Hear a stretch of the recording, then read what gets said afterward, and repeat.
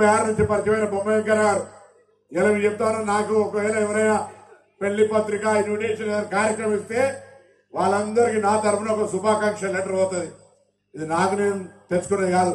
బొమ్మ వెంకన్న గారి దగ్గర నుంచి కూడా నేను ఆనాడు ఎస్ఆర్ఆర్ డిగ్రీ కాలేజ్ ప్రెసిడెంట్ ఉన్నప్పుడు చూస్తుంటే నేను డిగ్రీ కాలేజ్ అధ్యక్షుడు శుభాకాంక్ష లెటర్ వచ్చింది.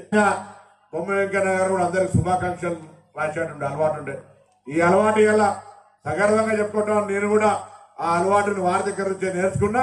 ఇలా దాన్ని నా దగ్గర కాగితం వస్తే చిత్తు కాగితం తప్ప వేరే ఏ కాగితాన్ని బయట పారేయకుండా దానికి స్పందించి ఫార్వర్డ్ చేయడమో లేదా గ్రీటింగ్ పంపడమో దానికి జవాబు చెప్పడం చేసేటువంటి ఒక పనితీరాన్ని నేర్చుకున్నామనే మాట మనం చేస్తాం. ఈ ప్రాంతానికి వచ్చినప్పుడు కూడా ఆనాడు కమ్యూనిస్టులకు కాంగ్రెస్ కు మధ్య ఖండిస్తే పక్కమైనటువంటి పరిస్థితి నుంచి చారా వెంకరెడ్డి గారు బొమ్మ వెంకన్న గారు ఇద్దరు కూడా ఒక ఆలోచన ఘర్షణలు పరిస్థితి కాదు. ఇది సామరస్యంగా రాజకీయ పోరాటాలు ఉన్నాయి తప్ప మరి ఈ చనిపోయేటువంటి విధానాలు, కొట్టుకోవట్లు, పోలీస్ కేసులు ఇవన్నీ ఉండద్దు అనేటువంటి ఒక సామరస్యపూర్వక వాతావరణము, దాని తదుపరి మరి మిత్రపక్షాలుగా మారడము, ఇవన్నీ కార్యక్రమాలు పరిణామాలు జరిగినాయి.